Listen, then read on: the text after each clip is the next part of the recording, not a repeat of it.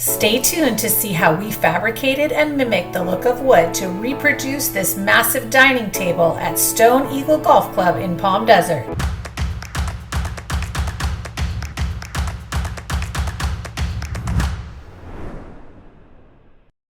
All right, fabricators, so what we're doing here, this is a two-piece project. This is a huge section of a large dining table, and this is the other section. So what we're doing is we're going to redo this table. All right, so we've templated. What comes next is we're going to pop off all the metal trim pieces and then flip it upside down, pull off the decorative bottom, and then start separating the plywood from the veneer slabs. That way we can get it down to the plywood base and start our cuts. So these are our templated pieces for that first section that we've already broken the base down for. So we've laid down the templates on some 5x8 MDF and we've lined them out. We've already made our lines, and we're going to cut this, and then we'll put a 1/8 round over on them, top and bottom, and then we'll get it inside for paint and primer.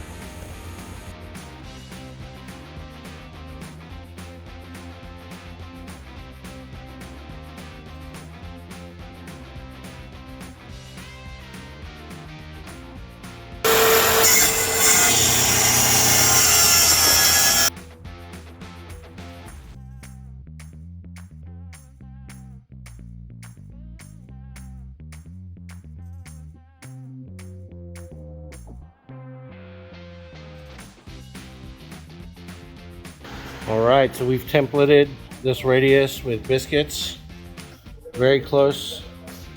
We have this metal trim on the sides that we're going to start pulling away. So, and there's like a little brass square rod that separates these pieces. So we're leaving that intact. Alright, so what we've done is we laid down this template that we made for a radius. And we use these little PVC strips, we call them biscuits.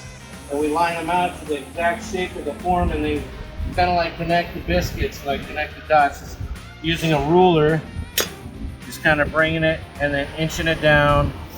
That way you can see the radius start to form. And then what we'll do is we'll cut this with the jigsaw, and then we'll finish it with some nice finish sanding, and then we'll put a router on it. So we have the radius template here. I'm pulling it away, and then I'm going to run it with my jigsaw here using a fine cut laminate blade. What I'm going to do is I'm going to stay a little bit outside this cut line so that I can manually sand and get it to where it needs to be as far as the shape is concerned.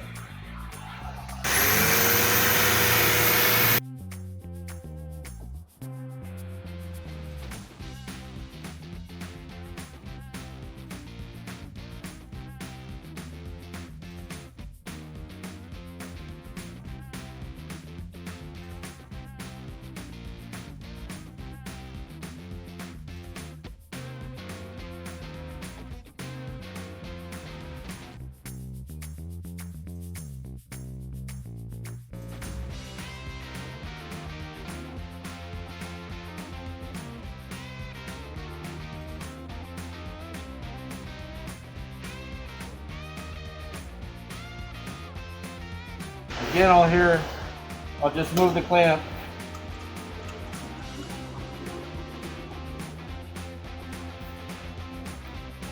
And I'll start again. Okay, I have my 1/8 round over bit with the bearing. We'll run that on the side.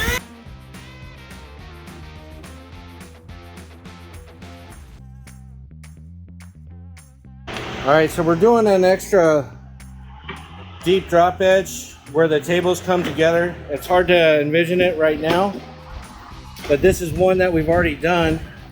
I'm going to illustrate that process, making sure the inside is wiped nice and clean as possible, so that way we don't have any material keeping it from flushing up. So this is the section that we're going to do the drop edge.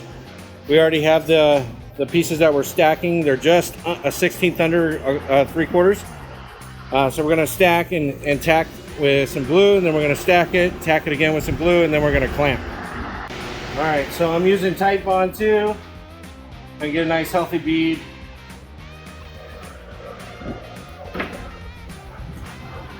Then I'm going to rotate it forward.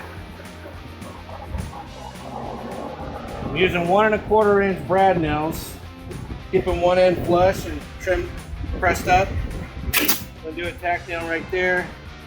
I'm just walking it down. And this is flexible enough to where you can use your thumb to bend it to where it's flush. So I keep index finger on the project and my thumb on the side at the seam to keep it flush.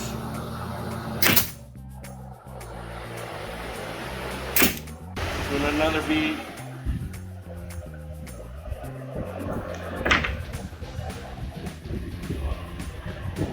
Bring my piece forward, keep it flush on the end.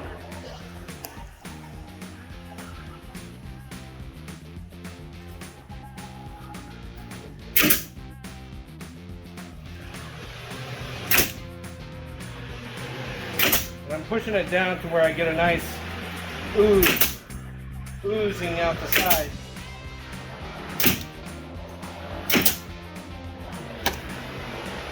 So I'll come and wipe the face real good. Coming around the inside, I'm just using my finger to wipe the face real good, or the back side. So I have some paper towels so that I can wipe it really clean, because it's going to be flushing up against some plywood. So I don't want any material competing for space. So I want to try to minimize what I have exposed here in the back. And now I'll just use some trigger clamps.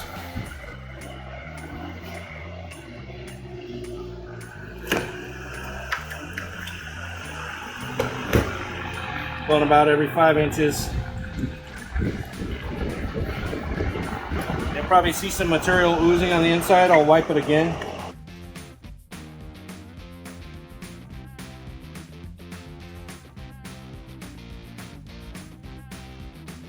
So right here I have a little deviation with the nail. So I'm going to take my little Dremel tool and grind that out after it's all done curing on the glue set. Alright, so we have our stack drop edge that Jeremy sanded down nice and smooth. You don't really see a whole lot of glue at all. It's very smooth to the touch. There's just slight ghosting. That's how far you want to take it. And then I have the Bondo here.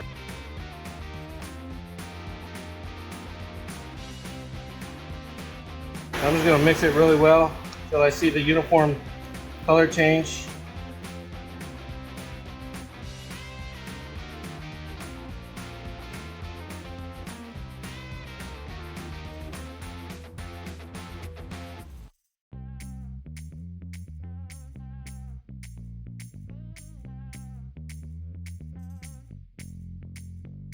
Next, all pieces were routed on top and bottom and primered.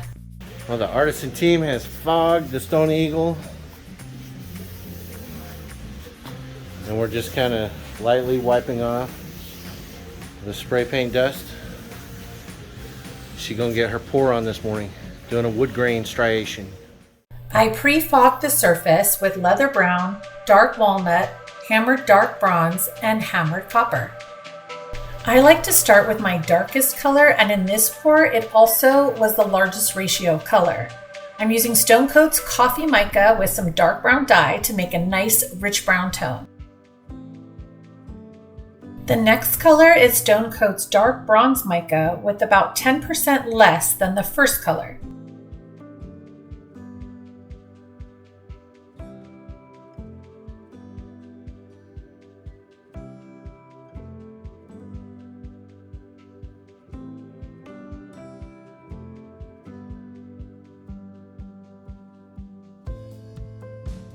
I mix nutmeg spray paint for the next color at the same ratio as the dark bronze mica.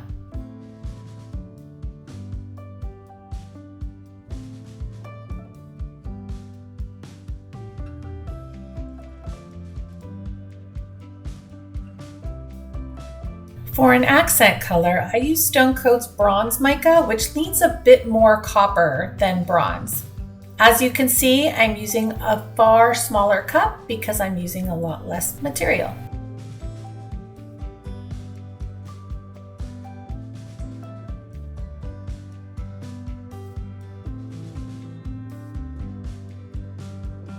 My final color is Hammered Dark Bronze Spray Paint, which has a gray tone to add a bit of coolness to the warm colors I already used. I lightly torch before moving on to blending my colors. The first part of blending my colors is really just to fill in the bare spots and ensure the color flows over my edges.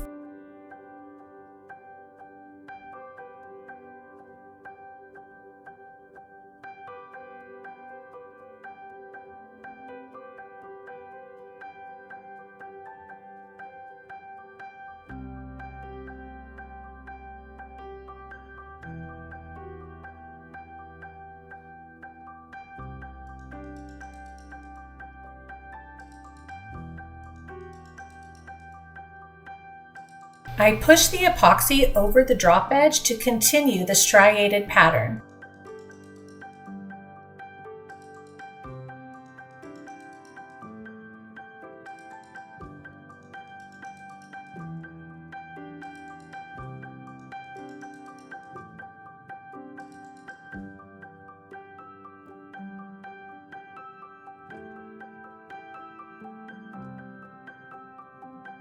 Here I'm spraying dark walnut spray paint on my hand.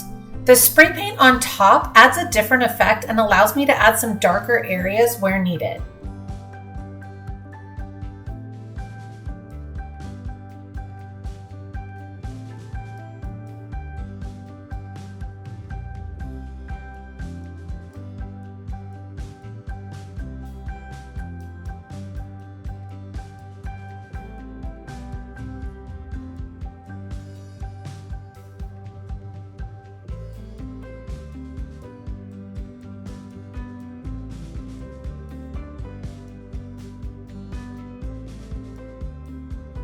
For straighter lines, you don't want to hold your stick flat. Instead, you want to hold it perpendicular to your piece and go straight across.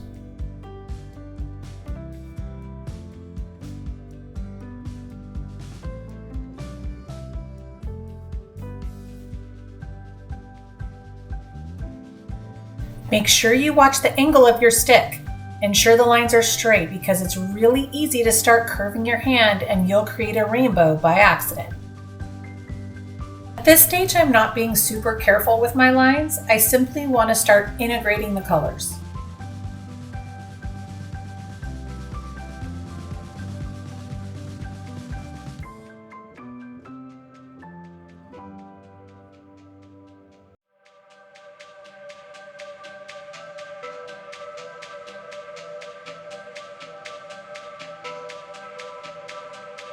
Because the epoxy is self-leveling, the design will want to spread out, so I will run my stick through several times over the next hour or two so I can keep my pattern tight.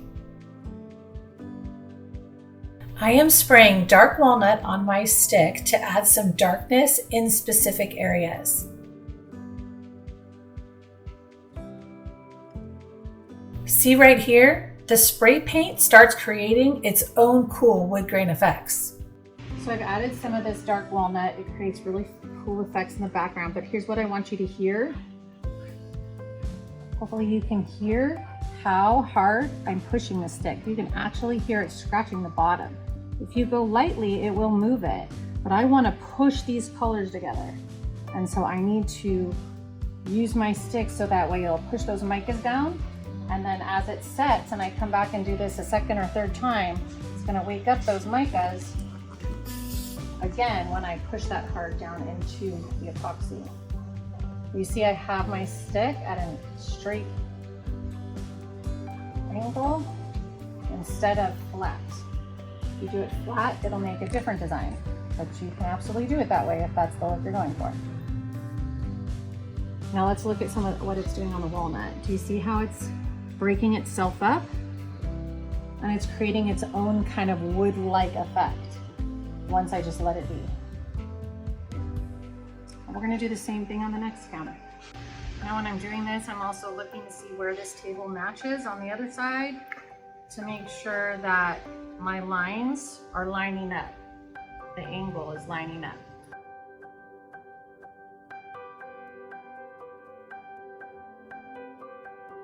If there's areas you don't like of color, Just take some of your table drippings, add a little bit more darkness to it if you need to. So if you have bigger bands of color like this brown, and if you don't want the bigger bands of color, you can take a spray paint and run it through. You can grab a little extra of your epoxy, or just take some of your color from another area, run that through to highlight that section and create some depth and dimension. Just depends on your ultimate look that you're going for. Just know that it's going to keep moving for quite some time. Okay, so it's been about 15 to 20 minutes. And as you can see, the pattern has already started to soften up. My lines are less dramatic. Things are moving, not necessarily in a straight pattern. And so it's time to do the stick technique again to make sure that it runs the direction we want it to run in, add any last minute color that we want, and then go ahead and start the knots. So since epoxy is self-leveling, it wants to become more of a marble over here and go in all different directions, but now we have to make it straight again. Now, I don't mind a little bit of curvature here and there because natural wood doesn't all run in a perfectly straight line, but I want to make sure that it doesn't look like a marble when it's supposed to be a wood grain. You can do shorter streaks, go all the way down. It's really up to you. Depends on what you're looking for. I like the look that it gives when I kind of go back and forth sometimes. I feel like it almost creates its own natural knotting. Now be careful on this part, it's thick, and so you want to make sure you're still going straight. It often helps to have someone at the other end of your counter to make sure that your lines are not looking like a rainbow. It's also best to go around the other side of your counter if you have access to it, to be able to striate the other side. When you do it from a distance, the way if I tried to reach all the way across, the lines would definitely not be straight because your arm naturally is going to curve. Now this is a time where you can take some table drippings if you want and add some darker colors. I'm going to be adding some black knotting as well as some black lines, but I don't want the edge to be super copper, so I'm adding a little of that. Now as you add more epoxy, it continues to spread and move, so be aware if there's an area you like, don't add any more epoxy to it, so it'll flow right off. In the comments below, let me know, do you like tighter lines like this, or do you like wood that has a little bit more space with thicker bands of color? Okay, so as I've moved around the counter, you can see this is where I put that dark walnut, and I just let it do its thing, and it looks so cool. I love that type of effect in my wood grain, so I won't touch that area just to make sure that it stays the way it looks right now. Okay, so if you can see, there's these little lines that have popped up. This is from under-mixed mica powder because it's self-leveling and these chunks of powder are starting to move across the surface, and you can kind of see it's creating these lines. Now in wood, that's called spalting, and it actually makes it look really realistic. So I like to undermix the mica powder on a wood grain striation. If you don't like that, you can literally just wipe it away and it's good to go. But I like the way that that looks, so most of the time I'll leave them. Knots, I take my popsicle stick and I'm gonna break it so I have a nice little pointy end there. And I'm gonna use black spray paint. I spray it on the table and then just scratch my stick in it. It doesn't take very much. And to start doing this, now you have to wait until this has set up for quite some time. Now, you're gonna let that sit and do its thing. I'm gonna run a couple other black spots here and there just to add a little more dimension, because remember when we add spray paint, really cool effects take place. Anything you don't like, so like that knot, that's still pretty dark to me. I don't want it to be super, super thick. So I'll mix it a little bit, try to spread it out. Sometimes they just happen perfect.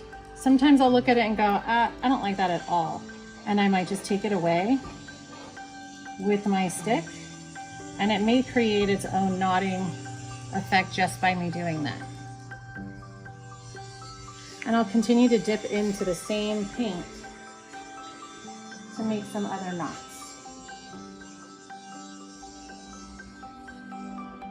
I notice when I just kind of let it do its thing, instead of trying to make it so perfect, it really makes it look more natural. So that was a lot right there because it dripped. So I'm gonna take a little table epoxy and just kind of work that black in. So that's how you do it. If you're like, oh shoot, it dripped off my stick, now what? That's how you fix it. It's still plenty pliable for you to make those effects, and I think it makes it look really natural. Now you can come back and see what some of those knots do after you let it sit. If there's anything that's like too dark, just lightly run your stick through it. You can use a toothpick, but to me that looks pretty natural. I don't like really super big knots in my counters. Let's see, it's go up here. So I make sure that I don't have too much paint on my stick, so that's gonna make it blob up. You can make them more round and then come out, make a tail, and swoop it out here. You're able to see that. And then let it sit and do its thing for a little bit and come back and take a look at it. And at this point, it's like cold honey phase. It's really easy to get the epoxy to stay where you put it. This is also the time where you want to straighten out any lines that have started to curve. If they're going to match another side and you want it to be straight, make sure you go back, and those are those moments because it's nice and thick, so it's going to hold. So let's see what some of these knots look like.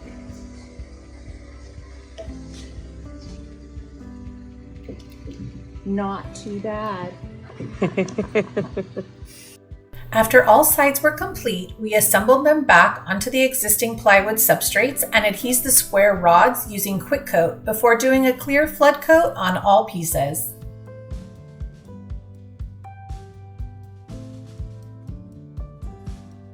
So I'm using a 1/8 square notch trowel to move along my flood coat here, and I'm going to use my hand around these square rods that we have inset, so that way it stays nice and high on there and I don't end up scratching them. I'm going to do this on all surfaces.